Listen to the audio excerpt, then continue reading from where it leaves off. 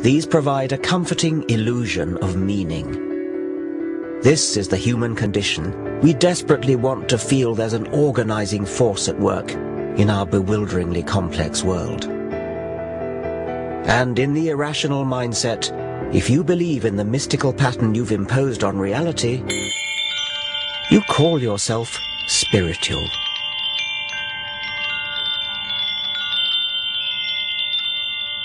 Spirituality is a prized commodity.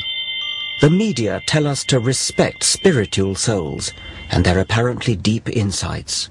Spiritual self-help guides do a roaring trade in the material world, outnumbering science books by 3 to 1. But what does spirituality actually mean? So please take your seat and please come slowly and gently so that we can start the proceeding without losing time. So could you please...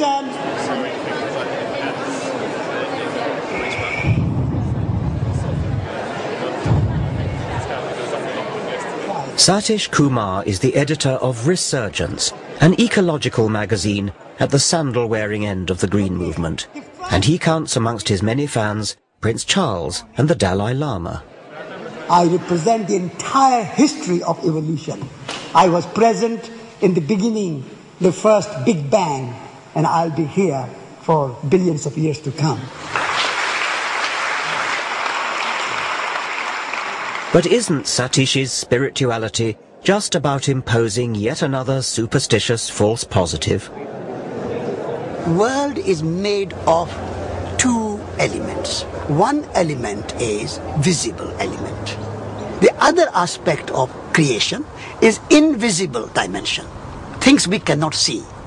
So what is that element which is invisible? I call it spiritual.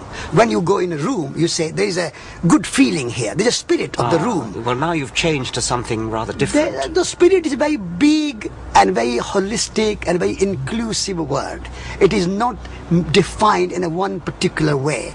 So when you go in a room, you can say the tree has a spirit. A rock has a spirit. It's a living rock for me. Nature without spirit cannot exist. Like a tree cannot exist without the sunlight, it cannot exist without rain, it cannot exist without soil. Also, it cannot exist without the tree-ness. The tree-ness is the spiritual quality. Or the rockness. Or the rockness. When you talk about the rockness or the quality of a rock, I can see as a scientist a rock has hardness and things like that, but I think that's not quite what you mean. It sounds as though what you do mean is something imposed by the human observer. A rock is atoms. But there is a rock quality in the rock. Well, that's a matter of assertion. I mean, you are now simply asserting that. Asserting, I'm understanding it. This is my understanding. Okay. Some may understand more fully than others, but it is not imposed. It is there. It all sounds very poetic, but it's not reality. Like priests, mullahs and rabbis, New Age mystics ceaselessly attempt to fill gaps in human understanding with fabricated meaning. Science and rationality are often accused of having a cold, bleak outlook. But why is it bleak to face up to the evidence of what we know? The word mundane has come to mean boring and dull. And it really shouldn't. It should mean the opposite, because it comes from the Latin mundus, meaning the world, and the world is anything but dull. The world is wonderful. There's real poetry in the real world. Science is the poetry of reality. And yet today, science is under attack. Next, I want to look at the dangers that poses. Why do I have to trust, the GP? Why do I have to trust the Royal Society? I think you're so close to being right, but yet you're damn wrong.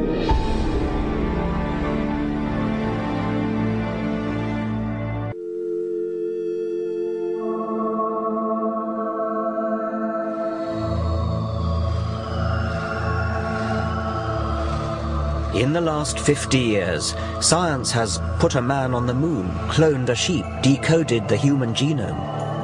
And yet, sadly, the white heat of the 1960s seems to be treated as a white elephant today. What colour do you see, guys? In the thing, it looks multicolored. Okay, it's blue, yellow, and that's it. It's not... A prejudice against science is evident in schools.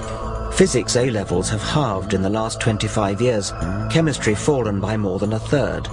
University departments are closing all around the country. not first. And last but not least... This is a betrayal of the Enlightenment. The fundamental problem, I think, lies with the fashion throughout our educational system to teach students to value private feeling more highly than evidence-based reason.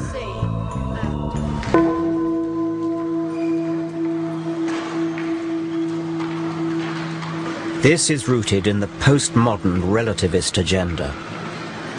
For relativists, scientific truth is just a patriarchal Western orthodoxy that, like the old Roman Catholic Church, stands in the way of other equally valid outlooks on the world.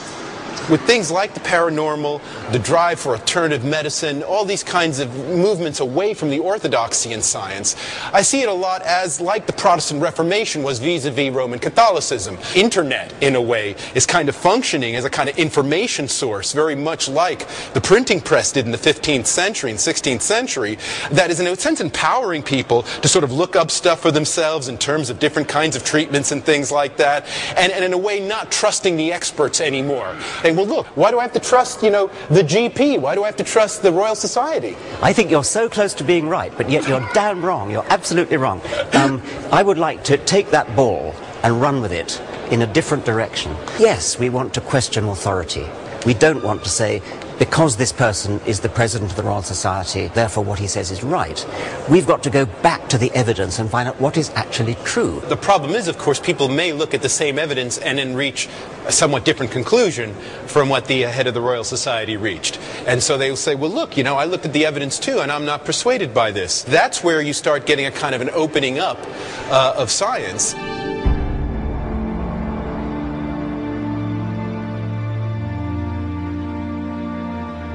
Steve Fuller is of course right that the internet is revolutionizing how we use and consume information. But the impersonal algorithms of internet search engines do not weed out robust evidence from unsourced, uncorroborated assertion.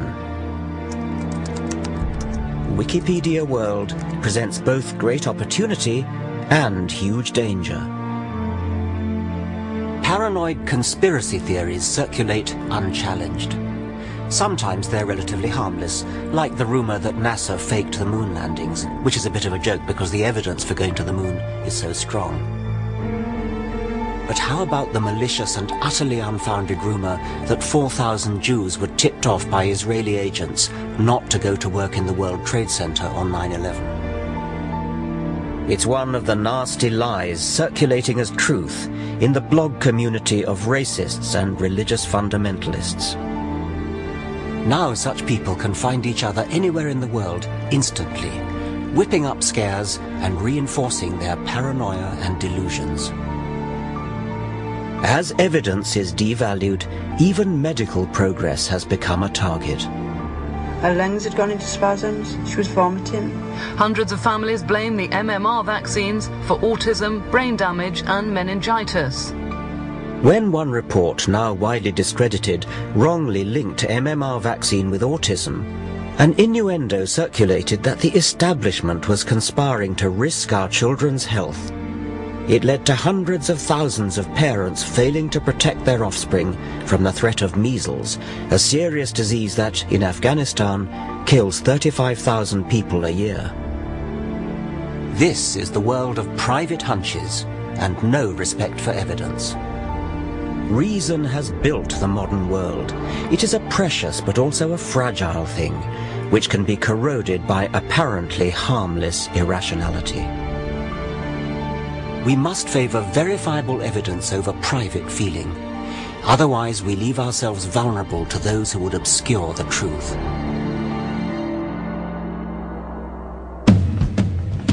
Next